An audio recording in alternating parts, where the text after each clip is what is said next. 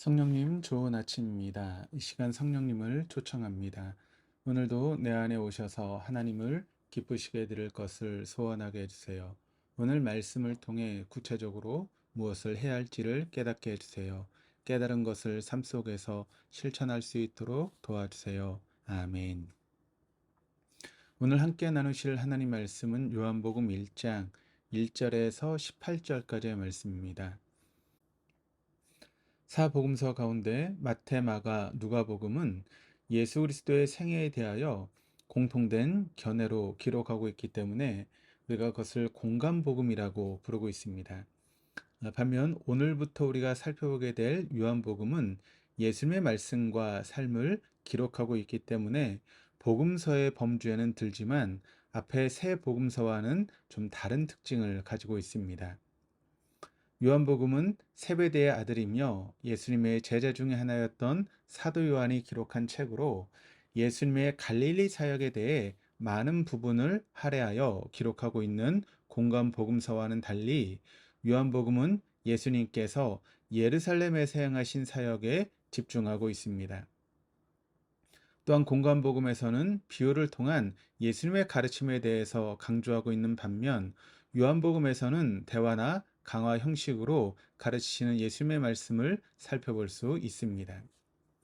그리고 한 가지 더 공간복음과 요한복음의 차이점을 찾아본다면 예수님의 탄생과 세례 요한의 탄생에 대해 비교적 상세하게 기록하고 있는 공간복음과는 달리 요한복음에서는 세례 요한과 예수님의 탄생에 대해서 함축적으로 표현하고 있습니다.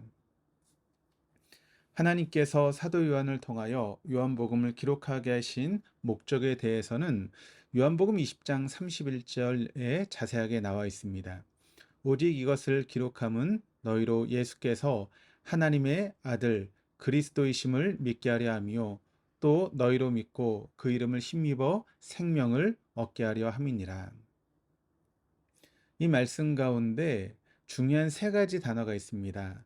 예수 그리스도, 믿음, 생명. 이 세 가지가 요한복음의 핵심 단어인데 요한복음 전체를 요약해 보면 예수 그리스도를 믿는 믿음으로만 생명을 얻을 수 있다라고 하는 것입니다. 이것은 복음의 본질입니다. 복음의 본질을 깨닫게 하시기 위하여 하나님께서는 요한복음을 기록하셨다라고 하는 사실을 우리는 알 수 있습니다. 요한복음 1장 1절은 태초에 말씀이 계셨다라고 말씀하시는 것으로 시작합니다. 이 말씀은 창세기 1장 1절에서 하나님께서 이 세상을 창조하시는 장면을 떠오르게 해줍니다. 삼위일체의 하나님께서 태초에 천지를 창조하시고 어둠 가운데 빛을 창조하십니다. 이후 하나님께서 보시기에 심히 좋을 만큼 아름답던 이 세상은 인간의 불순종으로 인한 죄악으로 말미암아 다시 어둠으로 가득 차게 됩니다. 인간의 죄악은 죽음이라는 고통과 절망의 결과를 가져오게 되었고 이로 인해 인간은 죽음에 대한 두려움 가운데 살아가게 되었습니다. 또한 자기 중심적인 삶의 굴레에 갇혀 자신의 만족을 위해 살며 심지어는 자기 스스로가 구원에 이르게 할 수 있다는 헛된 생각을 가지고 살아가기도 하였습니다. 그런데 말씀으로 계시던 성자 예수 그리스도께서 2000년 전 이 땅에 인간의 몸을 입고 오심으로 인하여 아무런 희망도 없던 암흑 같던 이 세상에 생명의 빛이 비추게 되었습니다. 죽을 수밖에 없던 인간에게 영원한 생명을 주심으로 절망 가운데 어두운 이 세상에 새로운 기쁨과 생명의 빛을 가져다 주셨습니다. 하지만 사람의 육체를 입고 이 땅에 오신 예수님에 대한 이 세상 사람들의 반응은 분명하게 나뉘어졌습니다. 예수님이 하나님의 아들인 것과 죽음의 절망 가운데 있던 사람들에게 희망의 빛을 주신 생명의 주인 되심을 믿고 그것을 받아들이는 사람들이 있는가 하면 5절의 말씀처럼 빛이 어둠에 빛이 돼 어둠이 깨닫지 못하더라 라고 하는 말씀처럼 예수님이 누구이신지 알지 못하고 또 예수님의 말씀을 믿으려 하지 않는 사람들도 있었습니다. 6절부터 8절의 내용에서 하나님께서는 빛 대신 구원자 예수 그리스도를 알아보지 못하고 깨닫지 못하는 사람들을 위해 미리 한 사람을 선택하여 보내심으로 장차 오실 빛 구원자에 대하여 선포하도록 하였습니다. 이 일을 맡은 요한은 이 세상 속에서 하나님께서 자신을 보내신 목적, 즉 자신은 빛이 아니요 빛에 대하여 증언하러 온 자라는 자기 자신에 대한 분명한 인식과 자신의 사명을 깨닫고 성실히 맡겨진 일들을 감당해 나갔습니다. 세례 요한의 훌륭한 점은 자기 자신에 대해 정확하게 알고 있었다는 점입니다. 세례 요한은 예수님을 따르고 예수님의 증인으로 살아가겠다고 말하면서도 자신이 빛이 되어 주목받고 싶어하는 많은 사람들에게 다시 한번 그리스도를 따른 자들이 어떤 자세로 살아가야 하는지를 생각해 보게 해줍니다. 11절 이후의 말씀에서는 창조주이시고 태초의 말씀으로 계시다. 이제 인간의 몸을 입고 이 땅에 오신 예수 그리스도에 대해 그분을 영접하지 않는 사람들이 많았지만 하나님의 아들 예수 그리스도가 구원자이심을 믿는 자들에게는 하나님의 자녀가 되는 특권을 주셨다라고 말씀하고 있습니다. 죄로 인해 하나님과의 관계가 단절되었던 인간이 이제 예수 그리스도로 인하여 하나님을 아버지라 부르며 하나님의 자녀로 살아갈 수 있는 특권을 허락해 주신 것입니다.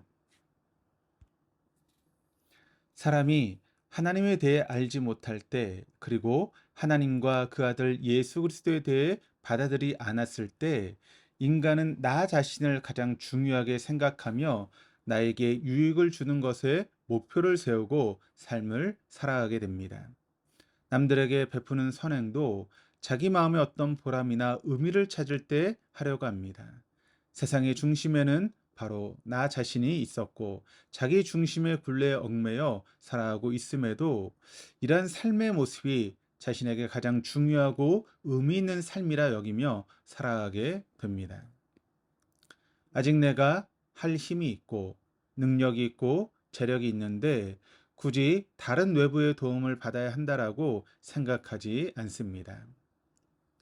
하지만 내 자신이 얼마나 더럽고 추악한 죄를 지으며 살아가고 있는 죄인인지, 내 힘으로 할 수 없는 것들이 얼마나 많은지, 강하다고 생각했던 내 자신이 참으로 연약하고 초라한 존재임을 인식하게 될 때, 우리는 나의 힘으로는 내 자신을 구원할 수 없음을 비로소 깨닫고 내가 아닌 외부의 도움으로 나의 연약함과 문제가 해결될 수 있다는 사실을 인식하게 됩니다.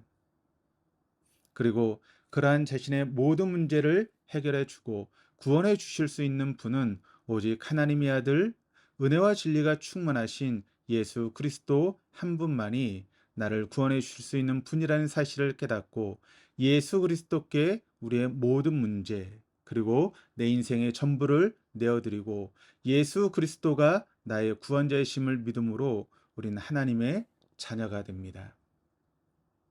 그렇기 때문에 예수 그리스도와의 만남은 도덕적 교훈을 배우기 위함이나 자신의 성공을 위한 발판이 아닌 자신의 힘으로는 도저히 이룰 수 없는 구원을 이루어 주실 유일한 분이 바로 예수 그리스도라고 하는 믿음에서 출발하게 되는 것입니다. 구약 시대에는 하나님을 감히 볼 수도 만날 수도 없었습니다. 하나님께서 모세를 통해 주신 율법을 지켜야 인간은 의롭게 될 수 있었습니다. 하지만 그 누구도 이 율법을 완벽하게 지키지는 못하였습니다. 그렇기 때문에 동물의 피를 뿌려 자신의 죄를 회개함으로 하나님 앞에서 살아갈 수 있었습니다. 하나님께서 인간의 창조주이시고 임금이심에도 인간의 죄로 인해 함부로 그분 앞에 나아갈 수 없었습니다. 하지만 하나님이 인간의 모습으로 이 땅에 오셨습니다. 그리고 우리를 만나 주셨고 우리의 눈물을 닦아 주셨고 마침내 십자가에 달려 피 흘려 돌아가심으로 우리의 죄를 모두 깨끗이 용서해 주심으로 우리를 죽음과 절망의 어두움에서 생명의 빛으로 인도해 주셨습니다. 이런 놀라운 은혜와 사랑을 예수 그리스도를 믿는 자들만이 경험할 수 있고 진리의 빛 가운데 기쁨으로 살아갈 수 있도록 하나님께서는 특권을 허락하셨습니다. 하나님께서 허락하신 이 하루를 살아가며 하나님과 친밀한 관계 속에서 하나님이 주시는 평안과 하나님의 특권을 경험할 수 있기를 주님의 이름으로 축원드립니다. 기도하시겠습니다. 사랑이 많으신 하나님 아버지, 예수 그리스도를 나의 구원자로 믿고 고백하며 살아갈 수 있도록 우리를 자녀 삼아 주셔서 감사드립니다. 주님을 믿음으로 인해 주님께서 허락하실 은혜와 진리 가운데 우리의 인생을 살아갈 수 있도록 인도하여 주옵소서. 우리의 힘이 되시고 우리의 생명 되신 예수 그리스도께 더 가까이 가는 하루가 될 수 있도록 우리를 도와 주옵소서. 감사드리며 이 모든 말씀 우리 주 예수 그리스도 이름으로 기도드립니다. 아멘.